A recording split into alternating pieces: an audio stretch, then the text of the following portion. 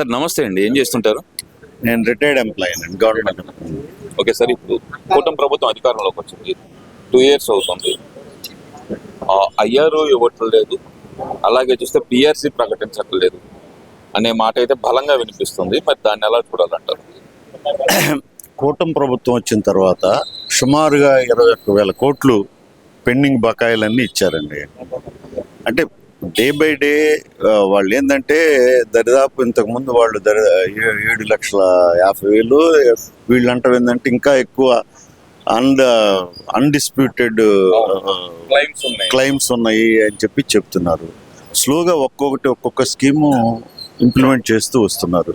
అదేవిధంగా వాళ్ళ ఎన్నికల ఎజెండా ఏంటంటే 20 లక్షల మంది ఉద్యోగస్తుల్ని కొత్తగా ఉద్యోగ కల్పనగా చేస్తామని చెప్పి అంటున్నారు. అది స్లోగా ఒక్కొక్క కంపెనీ వీళ్ళు సాఫ్ట్వేరు అట్లనే ఈ డిఫెన్స్ టెక్నాలజీ ఇవన్నీ ఒక్కోటి చేసుకుంటూ వస్తున్నారు. అంటే 2 yearsలో ఇంతవరకు చేశారు. ఈ క్లెయిమ్స్ ఈ 21,000 కోట్లు ఇచ్చారంటే స్లోగా 21,000 కోట్లు బకాయి కావడానికి గల కారణాలు ఏంటి సార్? అసలు అంత బకాయిలు ఎందుకు ఉండిపోయినాయి అంటారు? ఏమండి, బకాయిలు ఎందుకు ఉండిపోయినాయి అంటే మీకు ఒక విషయం చెప్పాలి.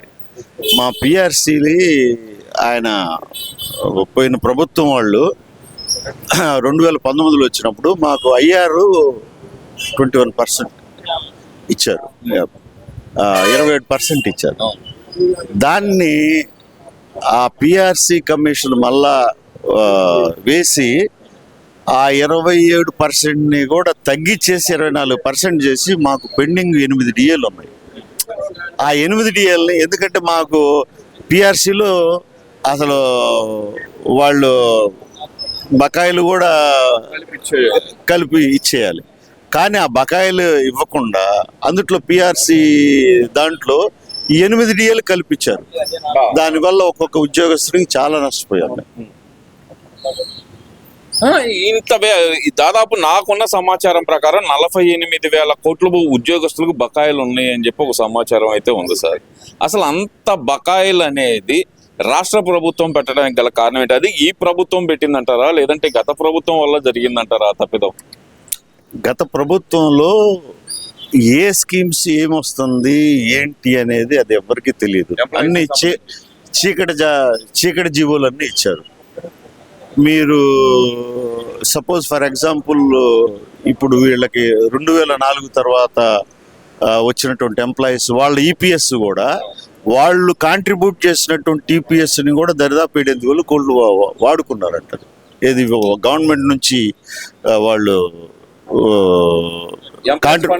ఎంప్లాయీస్ ఫండ్కి జమ చేయాల్సిన అది ఇవ్వకపోగా వీళ్ళు కాంట్రిబ్యూషన్ కూడా వాళ్ళు వాడుకున్నారు అని చెప్పించని అవి కూడా రీసెంట్గా ఈ మధ్య వాళ్ళకి రావాల్సినటువంటి ఈపీఎస్ అవన్నీ అవి కూడా వాళ్ళ అకౌంట్స్లో వీళ్ళు వేశారు.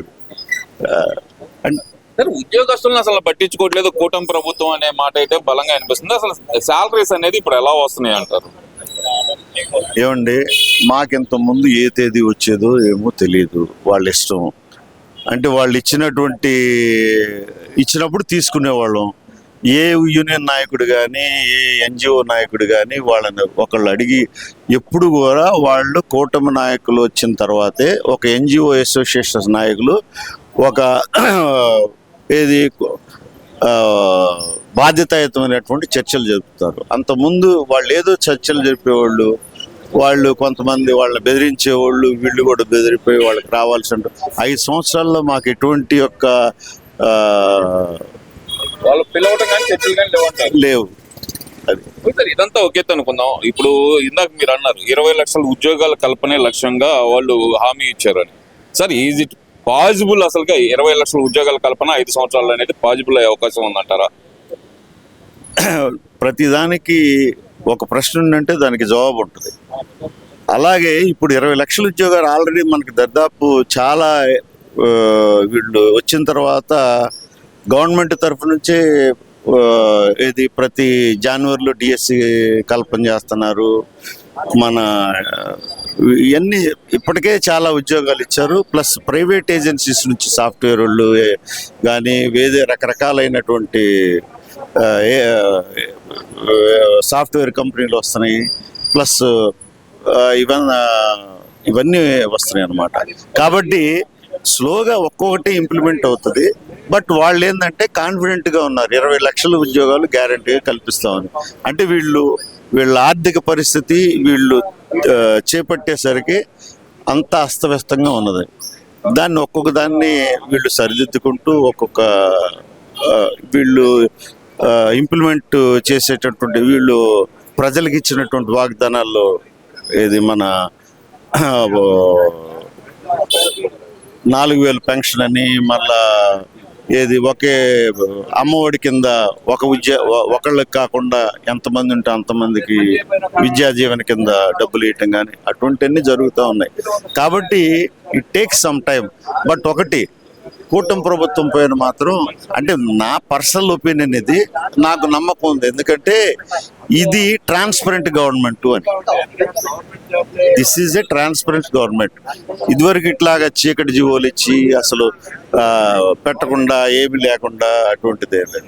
అట్లనే ఇప్పుడు విద్యాశాఖ వచ్చేసరికి ఈ సంవత్సరం గవర్నమెంట్ స్కూల్స్లో కూడా హాజరు పెరుగుతుందంట. ఎందుకంటే మొన్న వీళ్ళు చేసినటువంటి యొక్క ప్రక్షాళన కానీ ఏదైనా కానీ 10th క్లాసు మంచి మార్కుల్లో పాస్ కావటం గవర్నమెంట్ స్కూల్స్లో, మున్సిపల్ స్కూల్స్లో. కాబట్టి స్లోగా ఇప్పుడు చిన్న చిన్న ప్రైవేటు